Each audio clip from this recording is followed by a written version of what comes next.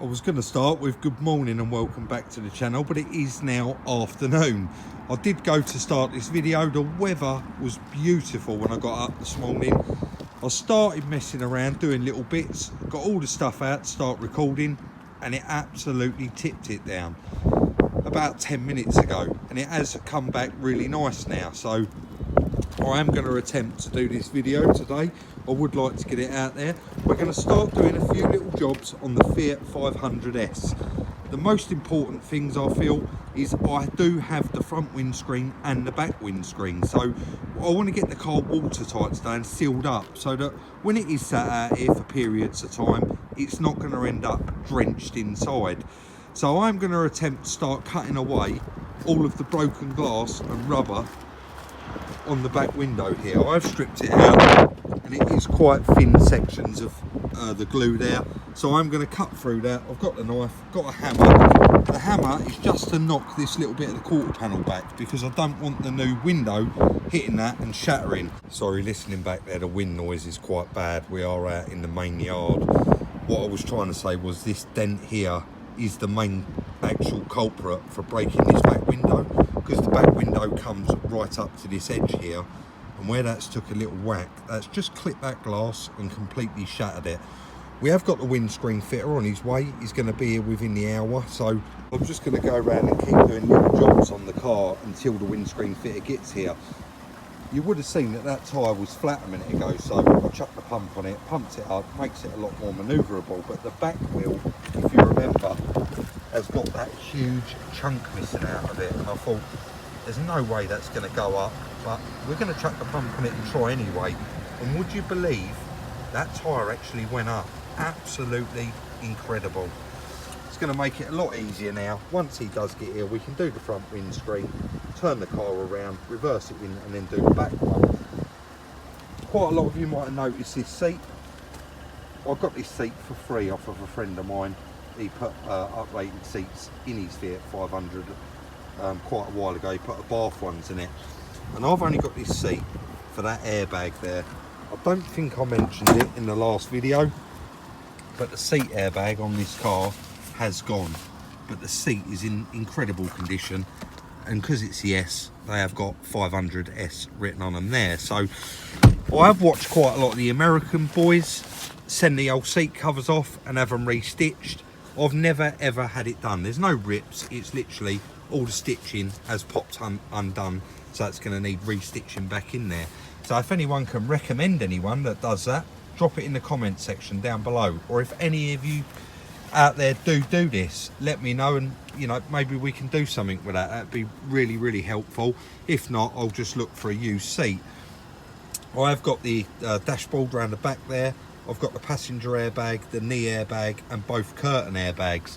We do only need one curtain airbag, so hopefully if this chap arrives in good time to do the windscreen, he is one of the subscribers as well. I do normally use another local guy, but this guy said to me, if you need anything done, give me a call. I've given him a call and he said, yep, he can come out today. So once he gets out, if we've got enough time, we'll be stripping out this curtain airbag, dropping down the roof lining, fitting that new airbag and getting the roof lining all clipped back up. So I'm just going to keep wandering around doing all these jobs, waiting for him to come. Let's crack on and start getting these airbags out of the way because they are in the way. We'll start with this one down here because it is only two 5mm Allen keys up underneath. You take them out and that actually slides out the way, and once it is out, that's the new airbag there, and as you can see, you've got those two threads there, so it literally sits up there and you've got those two Allen keys on the bottom. So we'll get them undone and get that one out, then we'll take the cowling off and get that steering wheel airbag out. On the passenger side, it is a little more difficult, so we've got a blade, we get that bag cut out and we'll pull the passenger one out with the dashboard.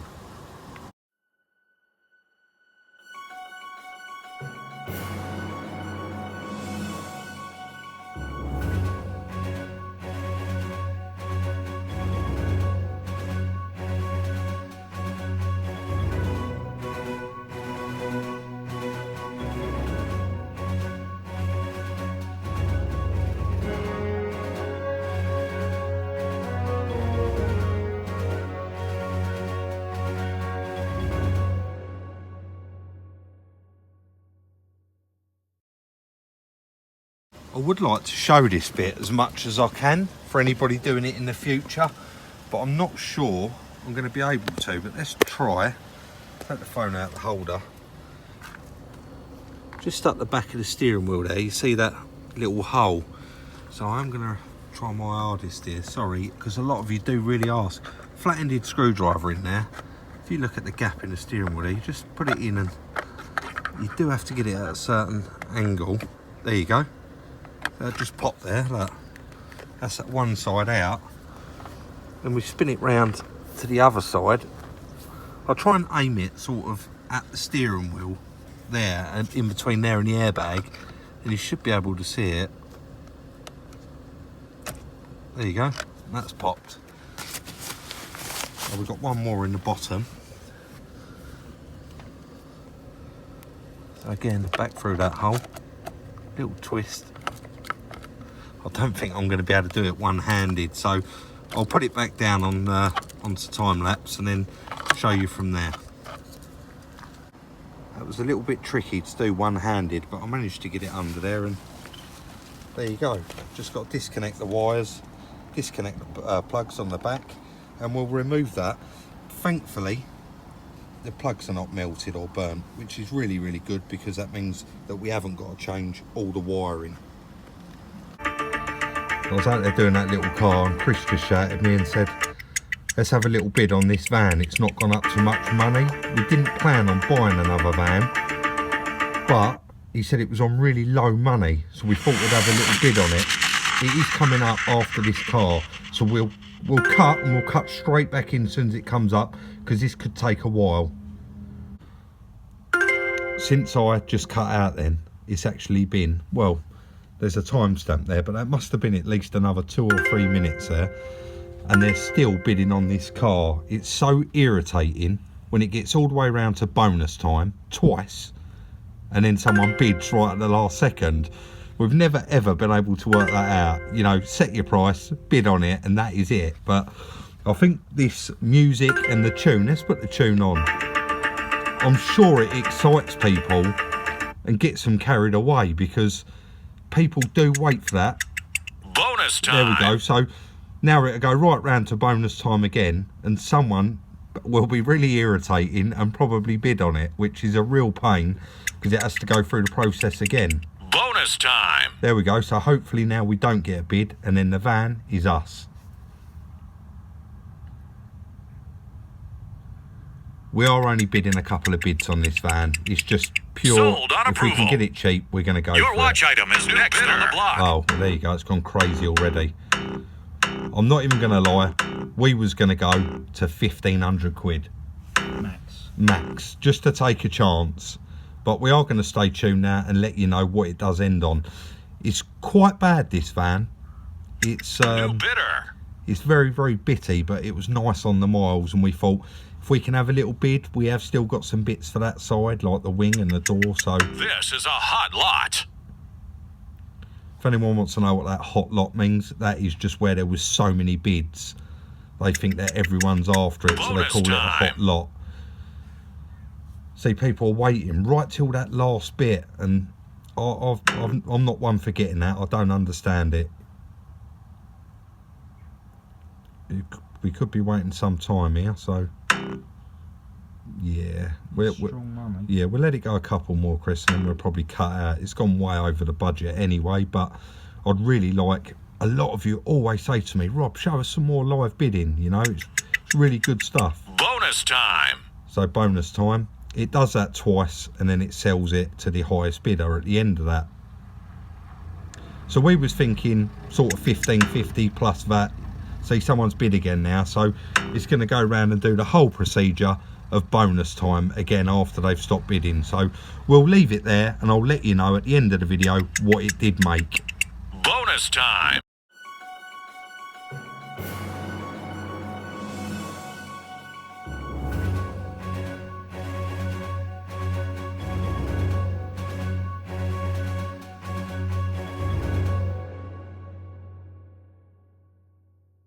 So that did only literally take a couple of seconds to get that airbag out. Quite a lot of you mentioned the windscreen. Did somebody's head do that? And I've had that in a lot of these videos when I repair these cars, but the answer to it is, that's what done it. That absolutely splits, flies up, and the airbag just blows up. Huge. That airbag is ginormous that just come out of here, and that is what destroys the windscreens in these cars. So I do hope that that's answered that question. It's come out really nice again today. The sun's out now, so hopefully we can get quite a lot done. Come out and speed up the process. I'm going to remove the scuttle panel and the wiper arms and blades, get them all out of the way so that as soon as they come, it's ready to cut out.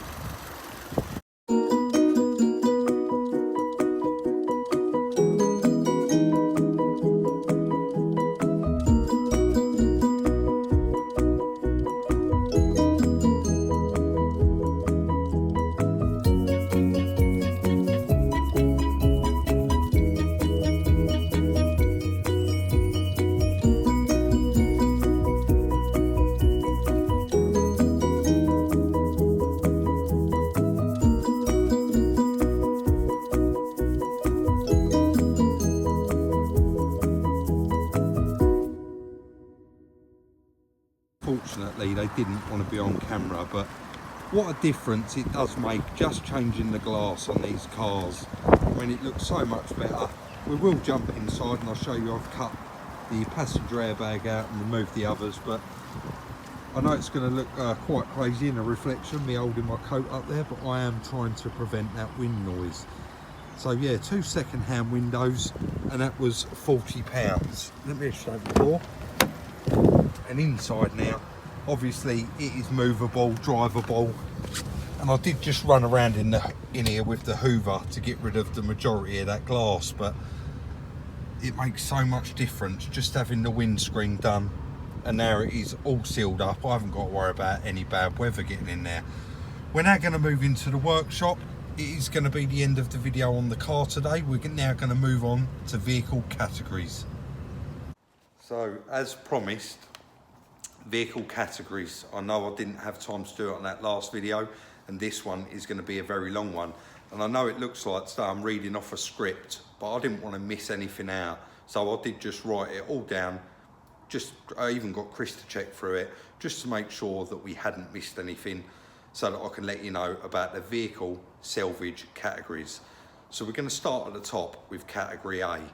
Category A are burnt vehicles, completely burnt, or there was a fatality, and they get crushed immediately. There's nothing you can do with them, you can't purchase them, that is the end of them. Category B is major structural damage. They cannot be repaired. I know in the earlier days there was a few floating around that people had repaired, but it is against the law. They can't be repaired, and they are Cat B, which stands for breaker only. They are for parts only, these cars. So we're going to move on straight away to Cat C. They are in alphabetical order. That's how they used to be. So Cat C is no longer around. It's been replaced. But Cat C actually used to say what it meant on the bottom of the logbook. And I was trying to get the words bang on for what they used to say. And it used to say something like, the insurance decided not to repair as the repair cost exceeded the current value of this vehicle, but the vehicle can be repaired. So that used to be Cat C, and with a Cat C, after you'd repaired it, you would use your second-hand parts. That's why it worked out worthwhile doing a salvage Cat C car. These prices that they used to work it out on was how much it was going to cost them for all the new parts and the garage to fit them. And that car had to go for a VIC check, vehicle identification check, at your local VOSA, where they would inspect that car to do away with all of the old school ringers. People used to buy smashed up cars, have a stolen car, and swap all of the identification over.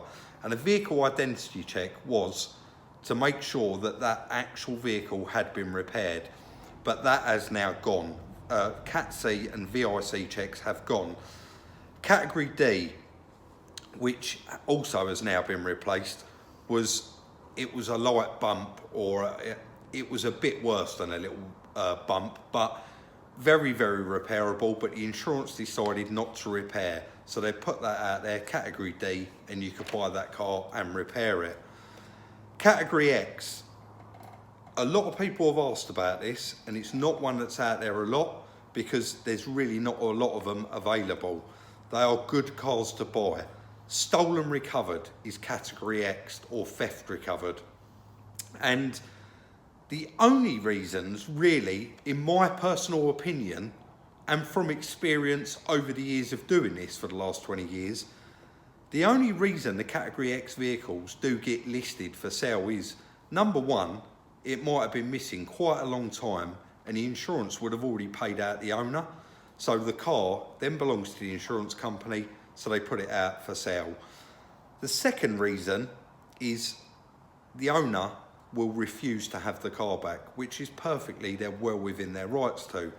And the third reason is the VIN may have been tampered with. And you will see that on quite a lot of the copart Cat X cars lately. I've seen it says altered or tampered VIN. So that's category X out of the way.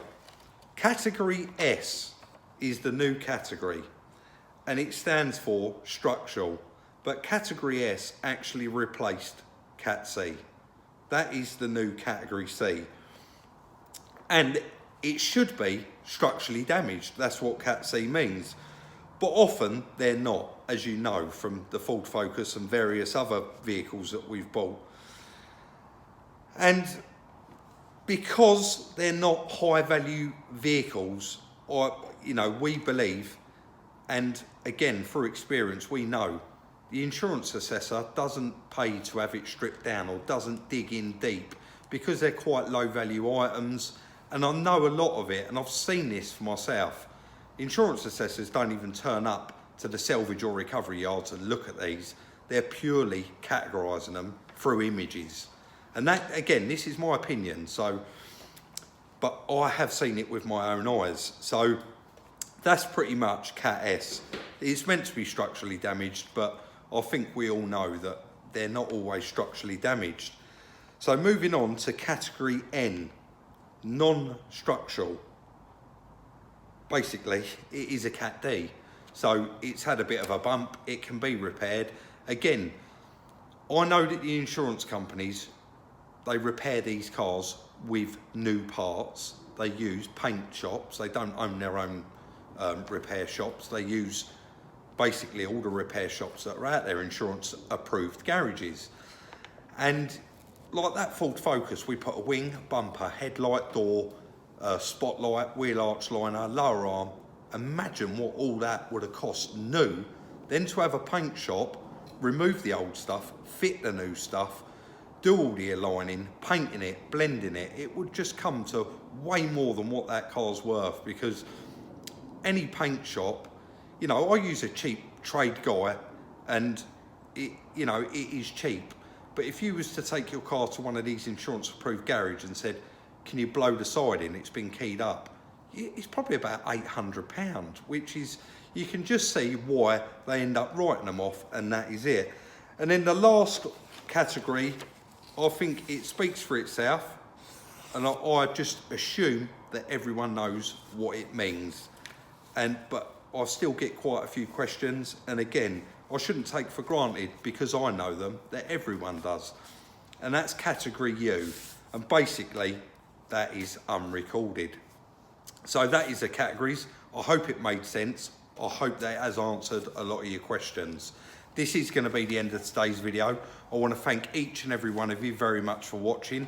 If you do enjoy this video, please do give it a thumbs up. Show your appreciation. We really do appreciate it. Check out the merch store. The link is in the description. Like, subscribe and share. Turn on that notification bell, and we'll see you tomorrow in the next one.